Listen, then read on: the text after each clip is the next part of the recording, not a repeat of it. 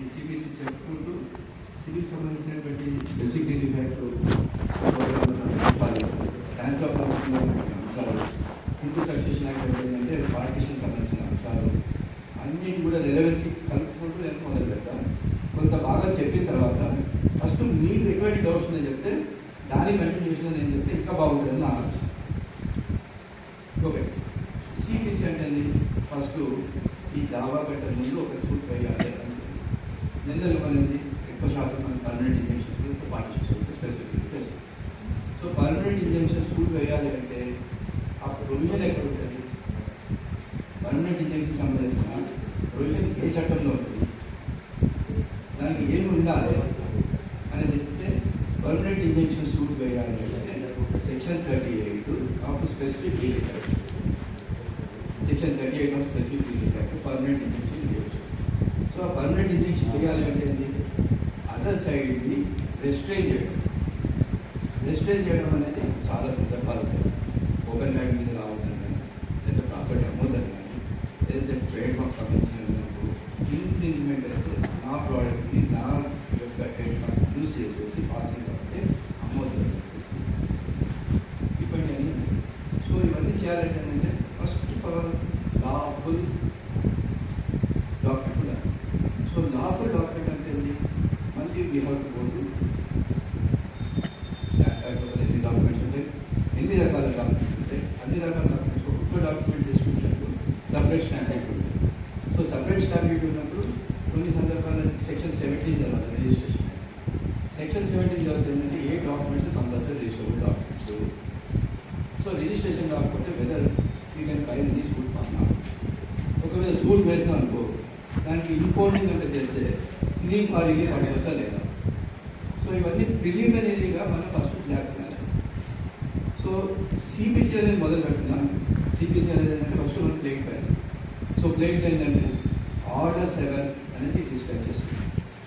7 లోపల ఏంటంటే మొత్తం ప్లేట్లో ఏముండాలి అంటే కాస్ట్, స్మాల్ కాస్ట్ ఎట్లా ఉంటుంది, డిస్క్రిప్షన్ ఆఫ్ పార్టీస్ ఉంటుంది, మీ ఫ్యాక్ట్స్ ఉంటాయి. మీ ఫ్యాక్ట్స్ తర్వాత కాంట్రాక్షన్ గురించి రాయాలి, నెక్స్ట్ జురిడిక్షన్, లిమిటేషన్, తర్వాత ప్లేట్. సో ఇవన్నీ రాయాలంటే you should have some document. ఆ డాక్యుమెంట్ ఎగ్జిక్యూట్ అయి ఉండాలి, లాఫుల్ అయి ఉండాలి, లీగల్ ఎన్ఫోర్స్బుల్ డాక్యుమెంట్ అయి ఉండాలి. సో ఇంజెక్షన్ సూట్ అనుకోండి, మీ ఇంజెక్షన్ సూట్కి ఏం కావాలి? ఒక రిజిస్టర్డ్ డాక్యుమెంట్ కావాలి. ఒక registered document defining that is your document is there and you're in lawful position. So మీరు సూట్ వేయాలన్నప్పుడు కంపల్సరీ ఇంజెక్షన్ సూట్ వేయాలన్నప్పుడు కంపల్సరీ ఒక రిజిస్టర్డ్ డాక్యుమెంట్ మీ పేరు ఉండాలి. సూట్ వేసే నాటికి మీ పేరు మీద నమోదైనటువంటి ఏదైనా అగ్రికల్చర్ ల్యాండ్ అనుకో, రెవెన్యూ డిపార్ట్మెంట్, ఆధార్ పాస్బుక్, బహానీస్, పన్మీలు, ఆ డాక్యుమెంట్స్ ఉండాలి. నెక్స్ట్ ఒకవేళ హౌస్ ప్రాపర్టీ ఏదనుకో, హౌస్ ప్రాపర్టీ మీ పేరు మ్యూటేషన్ ఉండాలి. ఆ మీ పేరు మ్యూటేషన్ కావడానికి ముందు డాక్యుమెంట్ మీకు వచ్చింది. సో ఆ డాక్యుమెంట్ మీకు వచ్చినాక మ్యూటేషన్ అనేది ఎంతకాలం మీకు పడుతున్నారు, నేచర్ ఆఫ్ పొజిషన్ మీరే ఉంటుందా లేదా కిరాయిదారులకు ఇచ్చి ఉంటుందా. సో మీరు ఒకవేళ కిరాయిదారులకు ఇచ్చినప్పుడు ఏదైనా డిస్టర్బెన్స్ థర్డ్ పార్టీ నుంచి వచ్చిందనుకో, మీకు ఎంత వేయాలి, ఎవరి మీద వేయాలి అనేదంతా కూడా ఆర్డర్ 1లో ఉంటుంది. ఆర్డర్ 1 లోపల ఏముంటుంది? హూ ఆర్ పార్టీస్, ఎవరెవరిని పార్టీ చేయాలి. దాని లోపల ఉంటుంది ఎవరెవరి మీద కేసు పెట్టాలి. సో దాని లోపల ఎవరెవరిని పార్టీ చేయాలంటే ఇప్పుడు సపోజ్ మొత్తం బిల్డింగ్ ఉంటుంది, నేను ఒక కిరాయిదారుని చేస్తాను. సో థర్డ్ పార్టీస్ కమ్యూనిటీ లేదా అన్నదమ్ములు కాబట్టి మా ఫాదర్ కాబట్టి మేము డివైడ్ చేసుకోలేదు అని తెలుసుకోవాలి. అప్పుడు వాళ్ళు పార్టీషన్ చేస్తున్నారు, లేకపోతే మనం ఏదైనా చేస్తున్నాం, మనము ప్లస్ టెనెంట్స్ కలిపి కేసు, మనము ప్లస్ టెనెంట్స్ కలిపి వేసేదాం. So to may be joint as claims ఆడవాళ్ళు ఎగెన్స్ట్ హూమ్ ఎవరు ఇంటర్ఫేర్ అవుతారు. ఒకవేళ బ్రదర్ దగ్గర ఇంటర్ఫేర్ అయిందనుకో, అది ఒకవేళ యాన్సిస్టర్ ప్రాపర్టీ ఉందనుకో, against the owner you cannot file. So అప్పుడు మీరేం చేయాలి? మీకు సపరేట్ ఇండిపెండెంట్ వచ్చిన డాక్యుమెంట్, లేదంటే పార్టీషన్ లోపల రిజిస్టర్డ్ డాక్యుమెంట్ అయిందా, లేదా ఎర్లియర్ పార్టీషన్ ఏదైనా అయినాక అగ్రిమెంట్ అయినాక సపరేట్ మ్యూటేషన్స్ అయినా. సో ఆ సందర్భంలో చూసేసి అప్పుడు నేచర్ ఆఫ్ రిలీఫ్ పడాలి. సో నేచర్ ఆఫ్ రిలీఫ్ని బట్టి ఆ కోర్టు నీకున్న డాక్యుమెంట్ ఆ నేచర్ ఆఫ్ రిలీఫ్ బట్టి రిలీఫ్ దాన్ని వాల్యుయేషన్ చేయాలి. సో మీ రిలీఫ్ అనేది permanent injection, not to interfere అనుకో, ఆ రిలీఫ్ ఇక్కడ ఉంటుంది కోర్ట్ పే యాక్ట్ ఉంటుంది, సెక్షన్ 26 కింద ఉంటుంది. సెక్షన్ 26 కోర్ట్ యాక్ట్ కింద మనం కోర్ట్ పే కట్టాలి ప్రమోషనల్ గ్రాడ్యుయేట్. సపోజ్ మీ కేసు వేయడానికి పూర్వం కనుక డిఫెండెంట్ అవాయిడ్ చేసి డిఫెండెంట్ ఏదైనా కోర్టు డాక్యుమెంట్స్ పెట్టేసి నేను ద్వారా వల్ల ఇవాళ నాటి ఇవ్వలేదు కాబట్టి నేనే ఉన్నదని అవాయిడ్ అన్నాను అనుకో, ఆ అవాయిడ్ ఉన్నది విషయం మనం కోర్టు చేస్తాం ఈ సూట్లో అవాయిడ్ గురించి చెప్పినప్పుడు ఆ అవాయిడ్ వల్ల నీ టైటిల్ డినై చేస్తే నువ్వు suit for injunction is not given. You have to file suit for declaration as well as for permanent injection.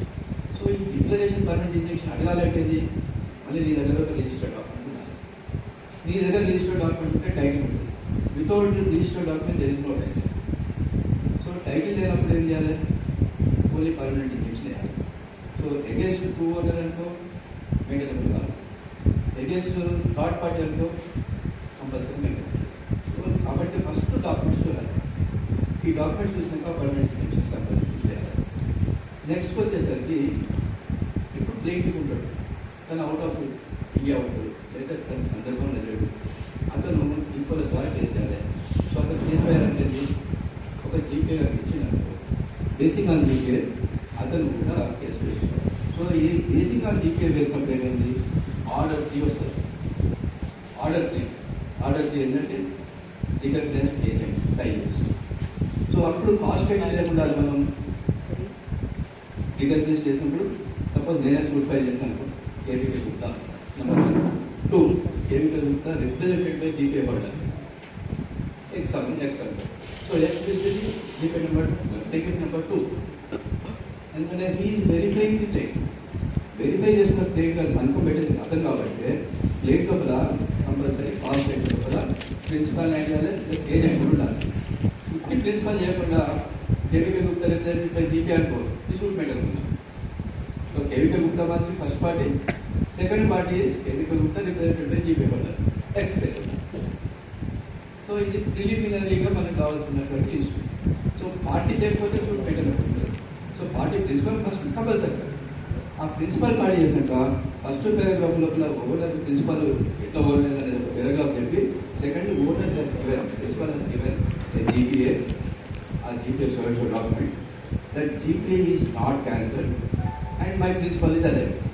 ఈ 3 కంపల్సరీ నీ ప్లేట్లో ఉండాలి మ్యాండేటరీగా. ఈ 3 ఉన్నాక ప్లేట్లో మామూలుగా ఇంగ్లీష్ చూసుకున్నాక nature of document nature of బట్టి అది ఉంటుంది. నెక్స్ట్ వచ్చేసరికి ఇదే సెక్షన్ 38 స్పెసిఫిక్ ఎఫెక్ట్లో మ్యాండేటరీ ఇంజెక్షన్ 39 ఉంది. సో మ్యాండేటరీ ఇంజెక్షన్ అంటే అది positive orders direct points of person to do certain things. అంటే పాజిటివ్ ఆర్డర్స్ డైరెక్షన్స్ ఇచ్చేయాలి. సపోజ్ నా ప్రాపర్టీ మీద ఎవరైనా some third party has constructed compound directly defendant to remove the compound. Injection suit అంటే restrain from interfering, లోపల రాకుండా ఇదేమో చేసిన పనిని తీసేయమంటారు పాజిటివ్ ఆర్డర్స్. దీనికి 39 లోపల ఏంటంటే మ్యాండేటరీ ఇంజెక్షన్ ఇస్తుంటూ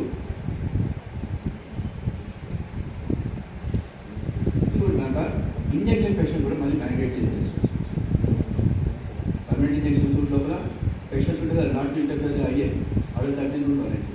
ఈ మ్యాండేటరీ ఇంజెక్షన్ కూడా order 39 rule 182 applicable. Same principle is applicable to mandatory injection as well as permanent injunction. So ఈ 39 రూల్ 182 అనేదానికి మళ్ళీ మూలం ఎక్కడ ఉంది? మళ్ళీ స్పెసిఫిక్ రిలీఫ్ సెక్షన్ 37. అంత ఇంటర్నెట్ కనెక్టెడ్ ఉంటాయి. ఒక్కొక్క ప్రొవిజన్ సిబిసిక్యూను మిగతా యాక్ట్స్కు కనెక్టెడ్ అయి ఉంటుంది. సో ఆ సెక్షన్ 37 స్పెసిఫిక్ రిలీఫ్ యాక్ట్ లోపల టెంపరీ ఇంజెక్షన్స్ ఉంటాయి. అదే 39 rule 182 is equally applicable to mandatory injection as well as permanent injection. ఓకేనా? అయితే ఇక్కడ ఈ ఇంజెక్షన్ స్కూల్ వేసినప్పుడు either as the plaintiff or defendant మీరు ఇంకోటి కూడా చదవాలి ఏంటంటే section 41 of specific relief act. This is very mandatory for every advocate as a plaintiff or defendant. Section 41 లోపల ఇంజెక్షన్స్ ఎప్పుడు ఇవ్వకూడదు కోర్టు ఎప్పుడు ఇవ్వకూడదు అని ఉంటుంది. సో దానికి A to J ఉన్నాయి. మీరు కలుపుకుంటే అర్థం ఉంటుంది. నేను ఇప్పుడు సో A to J ఉంది. దీనిలో లోపల ఏంటంటే జనరల్ ఏంటంటే ఎఫెకేషియస్ రిలీఫ్ కనుక ఉంటే అంటే నీకు ఒక అగ్రిమెంట్ ఆఫ్ సేల్ చేస్తాము. ఈ అగ్రిమెంట్ ఆఫ్ సేల్ బేస్ చేసుకొని నేను ఎక్స్టర్నల్ అగ్రిమెంట్ ఆఫ్ సేల్ చేస్తాను. అదే దగ్గర నేను 1 lakh rupees అడ్వాన్స్ తీసుకుంటా. నేను I promise you to execute register document after 6 months. So before 6 months నేను I'm time to eligibility property. The cause of action arises after 6 months. ఆ 6 months తర్వాత so before that Gupta is trying to alienate the property. So Gupta is trying to alienate the property. నన్ను ఆపాలి అనుకుంటే you have no cause of action till expiry of. So మీరేం చేయాలంటే మీ specific performance రిలీఫ్ని postpone చేసుకుంటూ you can file a suit for injunction not to eliminate the property during subsistence of my agreement of sale. దీని కింద ఏంటంటే order to rule 2 సిపిసిలో ఈ ప్రముఖంగా ఆర్డర్ టు రూల్ 2 ఏం చెప్తారంటే నీకు ఒక కాజ్ ఆఫ్ యాక్షన్ సంబంధించి series of cause of actions, series of opportunity కలిపి నీకు ఎన్ని రకాల రిలీఫ్స్ ఉన్నాయో అన్ని రకాల రిలీఫ్స్ ఒకటే సూపర్ పడాలి. ఒకవేళ కనుక నువ్వు అడగకపోతే it amounts to waiver of right. అంటే నువ్వు వద్దనుకొని డెలివరీగా ఆ రైట్ అవసరం లేదంటే నువ్వు ఒమిట్ చేసుకున్నావు కాబట్టి తర్వాత నువ్వు ఆ రైట్ అడిగే అధికారం లేదు. ఒకవేళ నువ్వు కనుక ఆ రైట్ రిజర్వ్ చేసుకుంటే with the leave of the court మీరు కనుక రిజర్వ్ చేసుకుంటే you have to file order to rule 2 petition.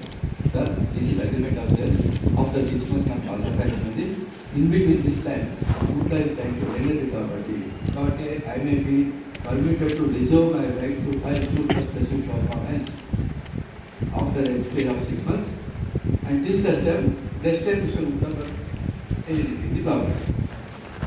ఇక్కడ ఎలినేషన్ అయిందనుకో, ఫర్ ఎగ్జాంపుల్ నేను నోటీస్ ఇచ్చిన సూట్ వేసినాను, by that time Gupta has alienated the property. Then the purchaser వెళ్తుందో he is a subsequent purchaser.